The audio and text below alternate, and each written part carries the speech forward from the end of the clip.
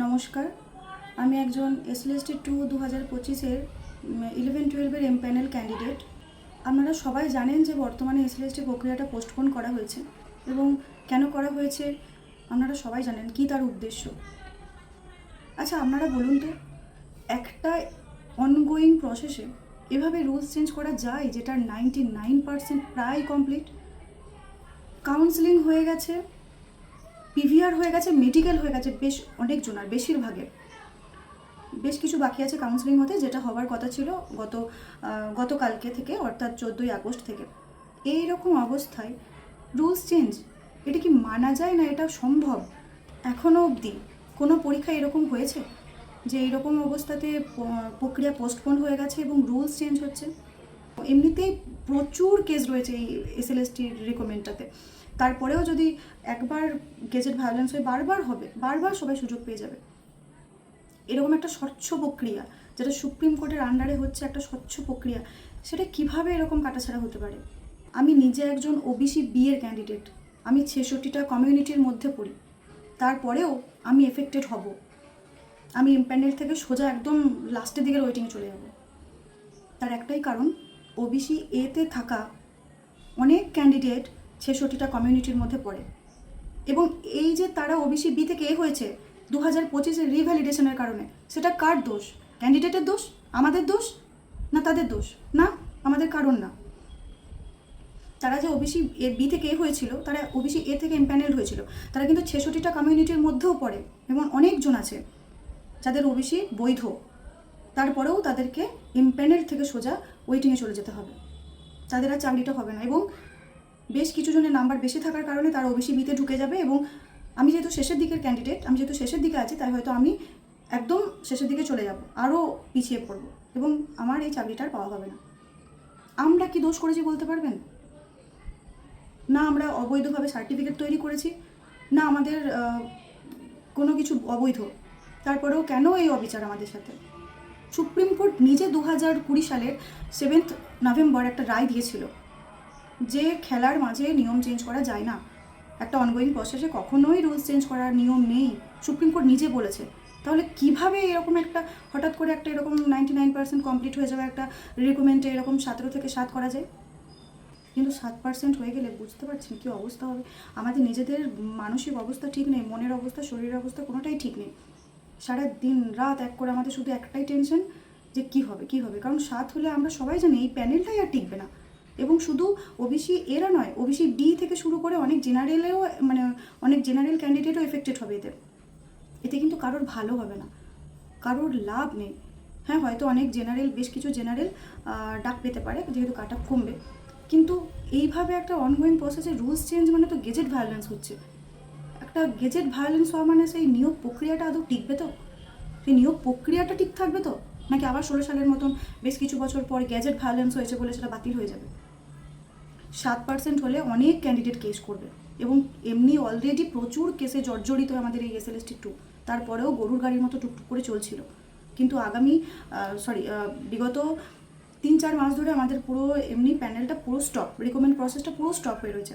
তারপরেও আমরা একটু আশার আলো দেখছিলাম যে না, এবার হয়তো চালু হবে, নতুন সরকার এসছে, একটু সময় লাগবে, হয়তো একটু করে এবার হয়তো চালু হবে, এবার হয়তো তাড়াতাড়ি রিকমেন্ড হয়ে যাবে। কিন্তু না, হঠাৎ করে আমাদের সবথেকে বড় ধাক্কাটা লেগেছে যখন এই হঠাৎ করে পোস্টপোন্ডের নোটিশ আমরা পেলাম। যখনই 7% হয়ে যাচ্ছে, এই চাকরিটা পাওয়ার সম্ভাবনা আমার হচ্ছে 0, আমার আর সম্ভাবনা নেই। তাহলে আমি 66টা কমিউনিটির মধ্যে থাকার পরেও, আমার বৈধ সার্টিফিকেট থাকার পরেও, আমি স্বচ্ছভাবে পরীক্ষা দিয়ে নিজের যোগ্যতার প্রমাণ দিয়ে আমি চাকরিটা পাওয়ার পরেও আমি কেন বঞ্চিত হব? আর তার থেকেও বড় কথা, আমাদের এই প্রসেসটা, এই এসএলএসটি 2 এর নোটিফিকেশনের পর নার্সিংয়ের একটা নোটিফিকেশন দেওয়া হয়, এবং সেই নার্সিংয়ের রিকমেন্ড প্রসেসটা পুরো কমপ্লিট হয়ে গেছে, অ্যাপয়েন্টমেন্ট পেয়ে গেছে, তারা জয়েন করে গেছে বলে তাদের সাথেই থাকবে, তাদের কোনো চেঞ্জ হবে না। তাহলে তারও আগে নোটিফিকেশন আসা আমাদের এসএলএসটি 2টা কেন চেঞ্জ হবে? আমাদের এই নিয়োগ প্রক্রিয়াটা তো 2025-এর 31শে ডিসেম্বরের মধ্যে কমপ্লিট হয়ে যাওয়ার কথা ছিল, সেটা সরকার পারেনি, এক্সটেনশন নিয়েছে।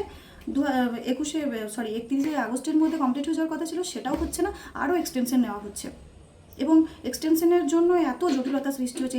এই ওবিসি কেসটা তো ছিলই না, ওবিসি ইস্যুটা তো ছিলই না আগে। যদি 31শে ডিসেম্বরের মধ্যে কমপ্লিট হয়ে যেত রিক্রুটমেন্টটা, তাহলে এই ওবিসি ইস্যুটা আসতো কোথা থেকে?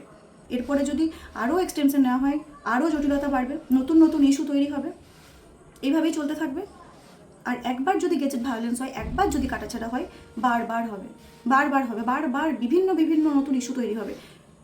ওবিসিটা পার করার পর ওবিসি হয়ে গেল, তারপরে আসছে 10 মার্কস, তারপরে ইডব্লিউএস, এসসি, এসটি, এইভাবে চলতে পারে না।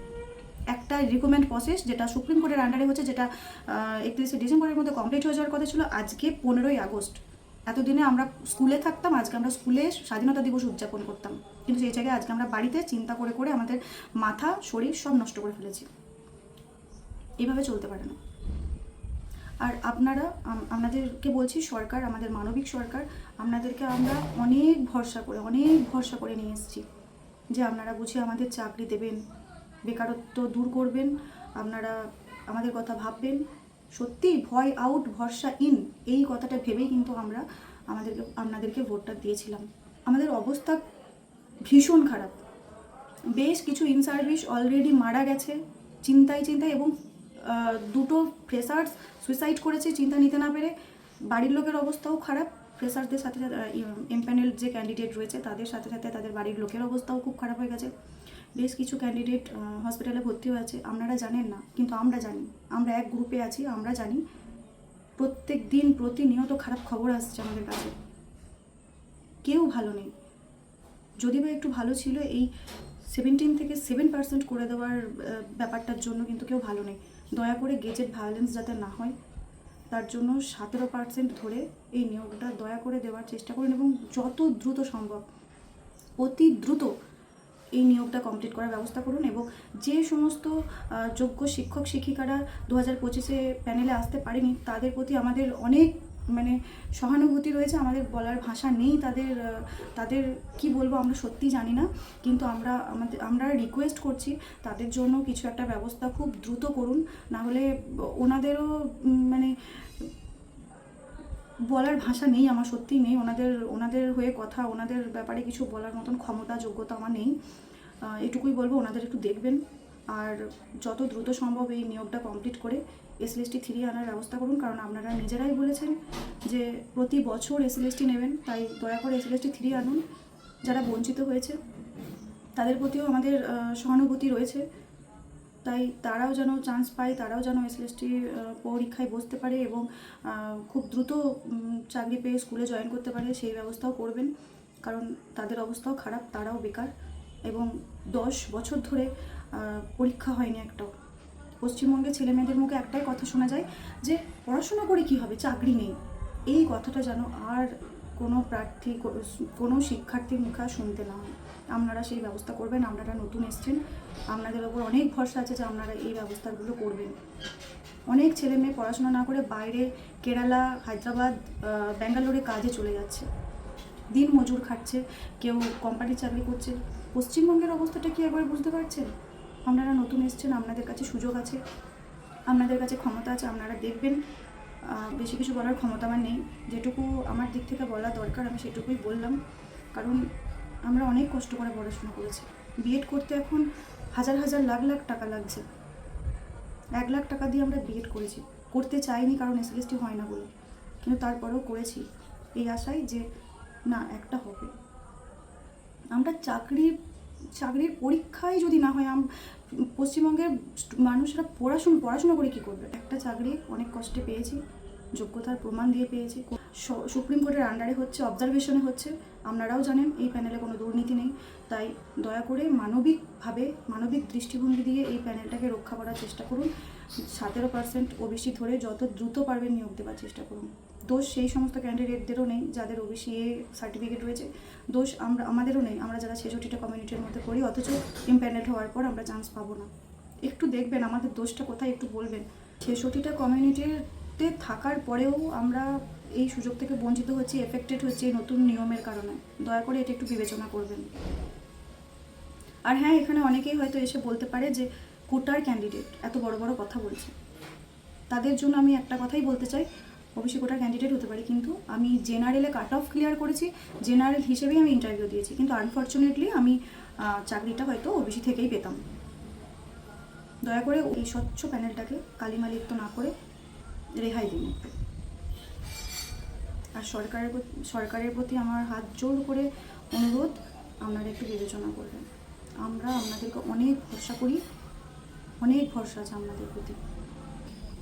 সরকার আমাদেরও সুযোগ দিয়েছে, আমরাও সুযোগ নিচ্ছি, কিন্তু হঠাৎ করে সুযোগ পাওয়ার পর সেই সুযোগটাকে কাজে লাগিয়ে আমরা যখন এগিয়ে যাচ্ছি, তখন হঠাৎ করেই সেই সুযোগটা কেড়ে নেওয়া হবে, এটা তো হতে পারে না। আমরা তো কোনো ক্রাইম করিনি, বলুন, আমরা তো কোনো ক্রাইম করিনি, তাহলে আমরা এরকম এফেক্টেড কেন হব?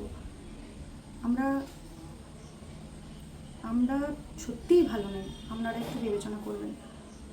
আর বেশি কিছু বলবো না, খুব তাড়াতাড়ি অতি দ্রুত, যত দ্রুত সম্ভব হয় এই নিয়োগটা কমপ্লিট করুন।